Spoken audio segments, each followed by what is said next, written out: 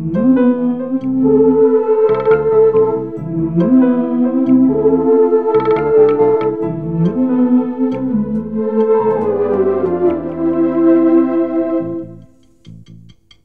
విధి విచిత్రాల నిధి, ఓ విధి విచిత్రాల నిధి, వింత కథల సారథి, ఆశ నిరాశల వారధి, నిరంకుశ నిర్ణయాల నిర్దయవానిధి, ఓ విధి విచిత్రాల నిధి, ఓ విధి విచిత్రాల నిధి.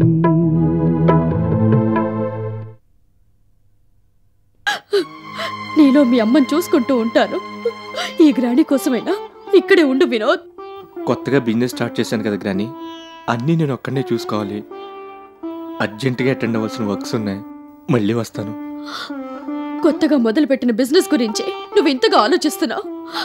బిజినెస్, డిస్ట్రిబ్యూషన్, ప్రొడక్షన్, ఇన్ని వ్యవహారాలు నేను ఒక్కదాన్నే చూసుకోవాలి. ఇవన్నీ చూడ్డానికి నాకు మాత్రం ఎవరున్నారు? అందుకే అడుగుతున్నాను, నువ్వు ఈ గ్రాని దగ్గర ఉండిపో వినోద్. గ్రాని, నిన్ను వదిలి నేను ఎక్కడికి వెళ్ళిపోవడం లేదు. వీలున్నప్పుడల్లా వచ్చి వెళ్తూ ఉంటాను. వస్తాను గ్రాని.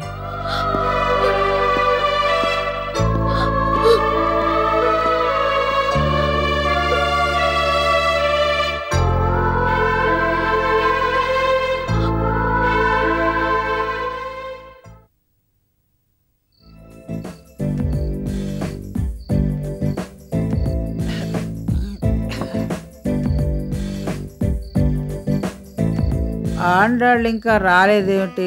అప్పుడు ఎందుకు వస్తుంది? ఆర్టీసీ బస్సు లాగా ఎక్కడ పడితే అక్కడ ఆగి పరమేశ్వర పరమేశ్వర అంటూ అందరి ప్రాణాలు తీసిగాని రాదు. ఎంతైనా క్లబ్ సెక్రటరీ కదా. Board club secretary. ఆమె గారు ఎలా సెక్రటరీ అయిందో ఎవరికి తెలీదు. మెంబర్లందరికి పార్టీలు ఇచ్చి గిఫ్ట్లు ఇచ్చి వాళ్ళ కాళ్ళు పట్టుకొని వీళ్ళ కాళ్ళు పట్టుకొని బతిమాలి బామాలి సచ్చి చెడి ఎలాగైతేనే అయింది సెక్రటరీ.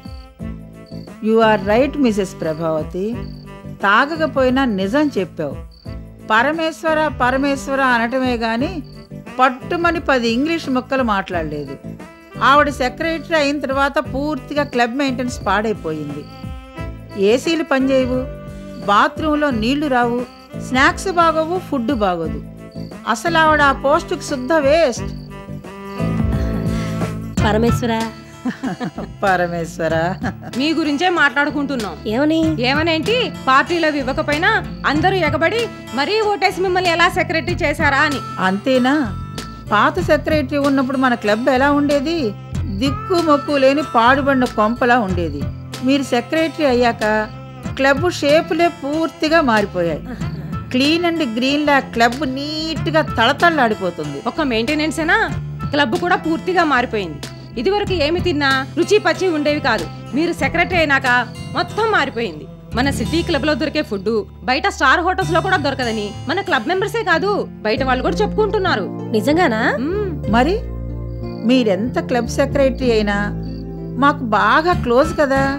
మీతో అబద్ధాలు ఎందుకు చెప్తాం? ఈ క్లబ్ కి లైఫ్ లాంగ్ మీరే సెక్రటరీ, అందులో అనుమానం లేదు. నా శ్రమని గుర్తించినందుకు చాలా సంతోషం పరమేశ్వర.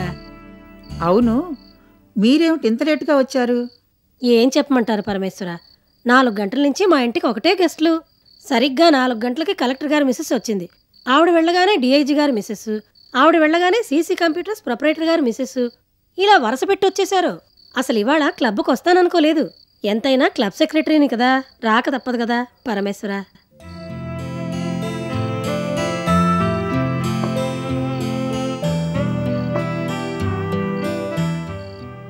మీ వాడు ఎంసెట్ కోచింగ్కి వెళ్తున్నాడా? వెళ్తున్నాడు. చాలా దూరం కదా, మీ కారులోనే పంపిస్తున్నారా? మా కారు ఎందుకండి, శుభ్రంగా గవర్నమెంట్ కారు పెట్టుకుని.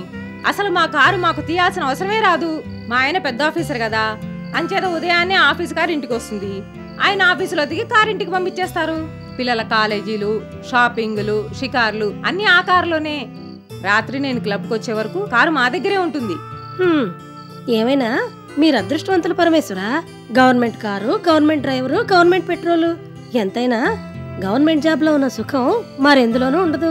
సరే గాని మిస్సెస్ మేనకారావు ఈ మధ్య క్లబ్కి రావట్లేదేమిటి? ఆవిడికి తీరికెక్కడా? బ్యూటీ పార్లర్స్ చుట్టూ, ఒబిసిటీ క్లినిక్స్ చుట్టూ తిరగడానికే ఆవిడికి టైం సరిపోదు. బాగా చెప్పారు. 50 ఏళ్ళు వచ్చినా ఇంకా ఆమెకు సోకులెందుకో. అదే మాట పరమేశ్వర, తను మిస్ ఇండియానో మిస్ యూనివర్సనో ఆవిడ ఫీలింగ్. ఏ పార్టీకి వచ్చినా eyebrow shaping, bleaching, facial, dyeing అన్నీ అయితే గానీ రాదు.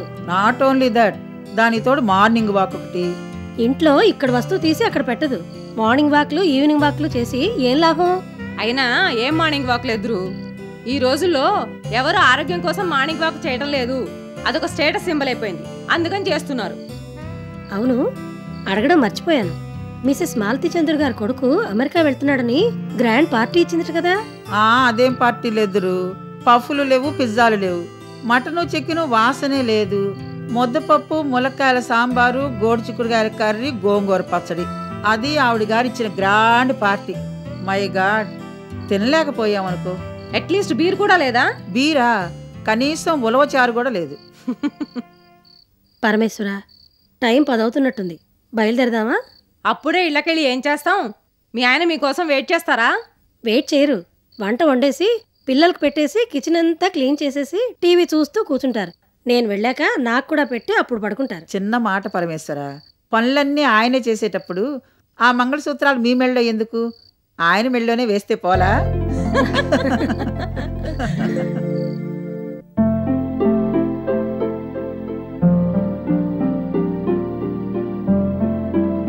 కలిసొచ్చే కాలానికి నడిసొచ్చే కొడుకు పుడతా అంటారు. ఈ సామెత ఎప్పుడైనా విన్నావయ్య గిరి? తెలుసు అంకుల్. మూలిగే నక్క మీద తాడిబండ పడటం. ఆ సామెత కూడా విన్నాను అంకుల్. ఏమిటి, సామెతలకి మేత పెట్టాలనుకుంటున్నారా, లేక వాటితో నా మెదడుకు మేత పెట్టాలనుకుంటున్నారా? అలాంటిదేం లేదు, కానీ రోజు ప్రస్తుత పరిస్థితిని సామెతల రూపంలో చెబుతున్నాను. నిజమేనండి కృష్ణప్రసాద్ గారు. అందరికీ దూరమై మానసికంగా కుంగిపోయిన రోజీకి హఠాత్తుగా కన్న కూతురు శాశ్వతంగా దూరం కావటం నిజంగా తీరంలోటే.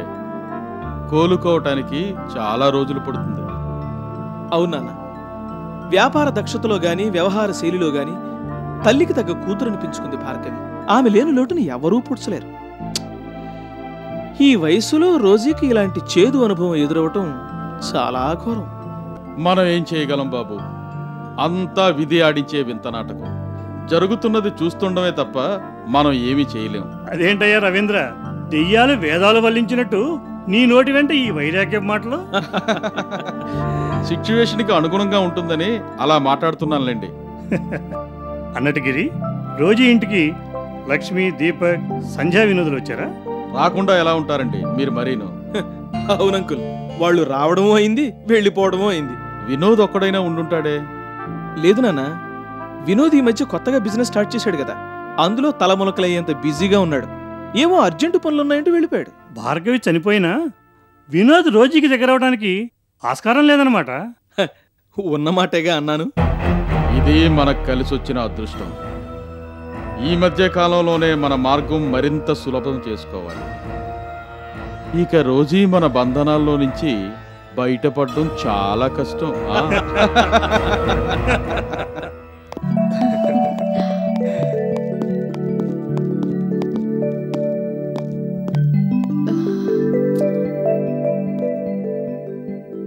గ్రాని, ఈ రోజు నువ్వు చాలా రిలాక్సింగ్గా కనిపిస్తున్నావు. రియల్లీ? ఎస్, క్లబ్లో నువ్వు బిలియర్డ్స్ ఆడుతుంటే మళ్ళీ నీ ఓల్డ్ గ్రేస్ కనిపించింది. అందరూ అలా చూస్తూ ఉండిపోయారు. ఇదే ఉంది వినోద్, మీ అమ్మ నన్ను వదిలి వెళ్ళిపోయినా నువ్వు నాతో ఉంటే చాలు. దట్ ఈజ్ రోజీ అనుకునేలా ఎన్ని పనులైనా చేస్తాను. సరే, ఇవన్నీ ఎందుకు గాని, వచ్చినప్పుడల్లా అడుగుదాం అనుకుని మర్చిపోతున్నాను. నీ బిజినెస్ ఎలా ఉంది?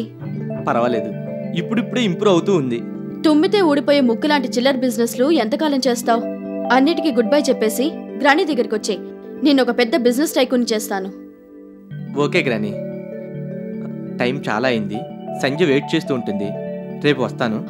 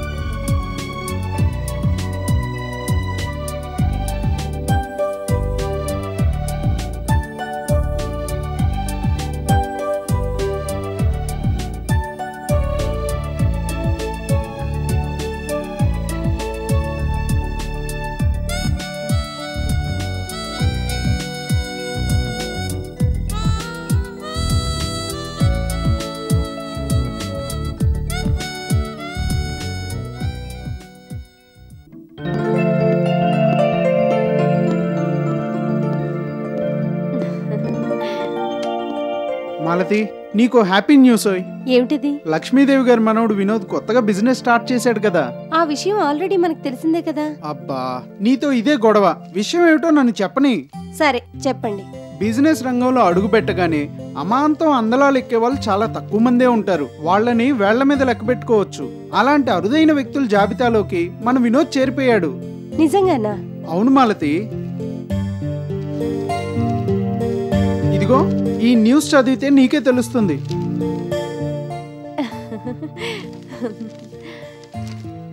బిజినెస్ రంగంలో సంచలన కెరటం Vinod. Devi group of industries chairperson Lakshmidevi గారి మనవడిగా ఆ లక్షణాలన్నీ పుణికి పుచ్చుకున్న వినోద్ యువతను ఆకర్షించే అధునాతన వస్త్రాల తయారీలో విశేష ప్రతిభను కనబరుస్తున్నారు. అతి తక్కువ కాలంలోనే అత్యున్నత శిఖరాలను అధిరోహించిన వినోద్ కి బిజినెస్ ఇండస్ట్రీ బ్రహ్మరథం పడుతోంది. ప్రముఖులంతా ప్రశంసల వర్షం కురిపిస్తున్నారు. పాపులారిటీలో లక్ష్మీదేవినే మించిపోతున్నారు. అబ్బా, ఎంత ఎదిగిపోయాడండి వినోద్. మేడం గారు ఇప్పుడు ఎంత పొంగిపోతుంటారు. ఆహర్నిశలు వాళ్ళ శ్రేయస్సుని ఉన్నతిని కాంక్షించే లక్ష్మీదేవి గారికి ఈ న్యూస్ గొప్ప ఊరట. అవును మాలతి. రేపొకసారి మేడం గారిని కలవాలి. ఆవిడ ఆనందంలో నేను పాలు పంచుకోవాలి.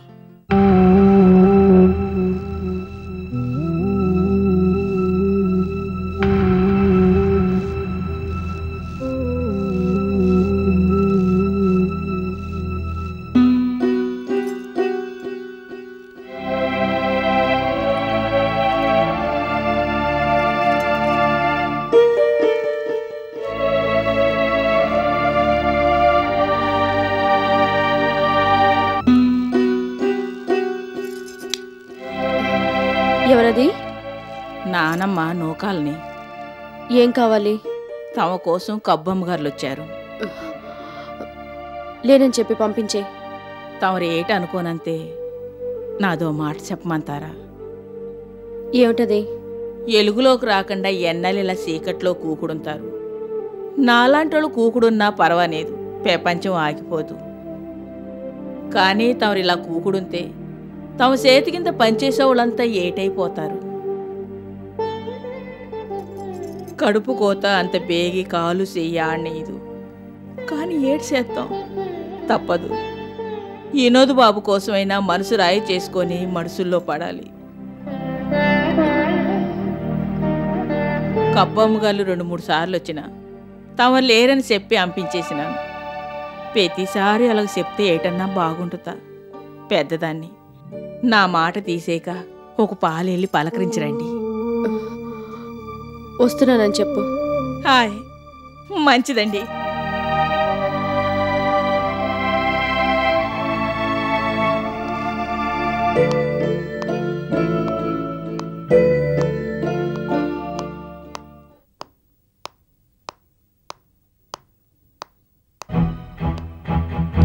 నమస్కారం పరమేశ్వర. అదేమిటి అలా అయిపోయారు? ముఖంలో కళ లేదు, కాంతి లేదు.